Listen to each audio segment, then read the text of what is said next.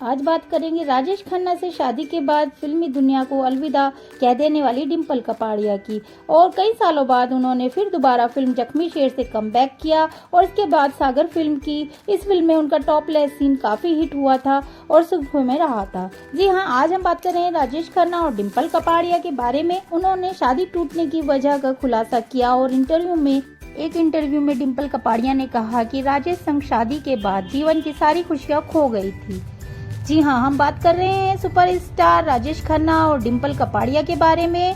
और इंटरव्यू में दिए गए बयान पर डिम्पल कपाड़िया के कि राजेश खन्ना के साथ शादी करने के बाद उनके जीवन में खुशियां नहीं रही थी, गम आ गए थे। ऐसा क्या था, क्या कारण था, तो आइए नजर देखते हैं उन सब कारणों पर। सुपरस्टार राजेश खन्ना के साथ शादी करने के लिए लाखों लड़कियां राजी थी और उनकी एक झलक पाने के लिए लड़कियां दीवानी थी। ऐसा क्या हो गया था जो डिम्पल के साथ ने शादी करने के बाद ये कहा कि सारी खुशियां काफूर हो गई थी।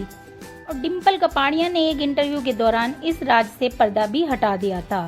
डिम्पल कपाड़िया की शादी से पहले काका के साथ रिलेशन में थी अंजू महेंद्रू, लेकिन अंजू राजेश के चिड़चिड़े स्वभाव और मतभेदों के कारण अलग हो गई थी। अब नंबर था टीना मुनीम के साथ अफेयर की बात सामने आई थी और अंत के दिनों में अनीता अडवाणी भी उनके साथ रही थी।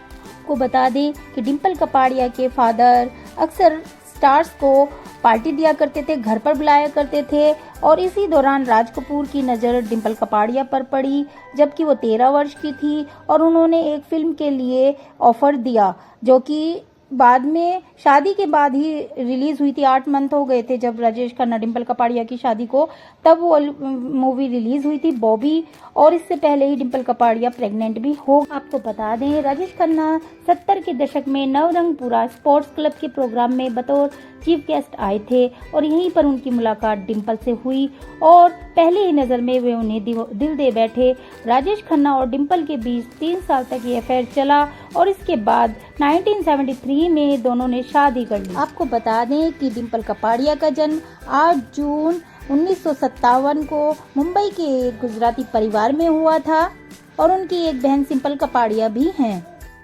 डिम्पल ने पहली फिल्म बॉबी में कई हॉट सीन दिए थे। उन्होंने इस फिल्म में बिकनी पहनकर सबको चौंका दिया था। उनके काम को देखते हुए उन्हें बेस्ट एक्टर्स का फिल्म फेयर अवार्ड भी मिला था। और दूसरी बार बॉबी के सेट पर ही डिम्पल की मुलाकात राजेश खन्ना से फिर हुई और पहली फिल्म रिलीज होने के बाद से पहले ही उन्होंने 15 साल बड़े राजेश खन्ना से शादी कर ली। शूटिंग के दौरान डिम्पल प्रेग्नेंट हो गई थी और इस बात का खुलासा ऋषि कपूर ने अपने ट्विटर से भी किया है। हालांकि शादी के 11 साल तक डिम्पल कपाड़िया फिल्मों से दूर रही और काम नहीं किया, बल्कि वो काम करना चाहती थी फिल्मों में, लेकिन राजेश खन्ना इसके खिलाफ थे और नतीजा यह हुआ कि दोनों का रिश्ता टूट गया और 9 साल बाद दोनों अलग हो गए। डिम्पल राजेश खन्ना को छोड़ बेटियों के साथ अपने फादर के घर रहने चली गई और इसी तरह 2 साल बाद डिम्पल ने सागर फिल्म से वापसी की और इसके बाद वे कई फिल्मों में नजर आई। बता दें गाइस, जब डिम्पल कपाड़िया राजेश खन्ना से अलग रहने लगी तो फिल्मों में वापस कर ली और खबरें तो यहाँ तक आई कि उनकी नजदीकियां सनी देओल के साथ ज्यादा बढ़ने लगी थी और दोनों 11 साल तक साथ रहे।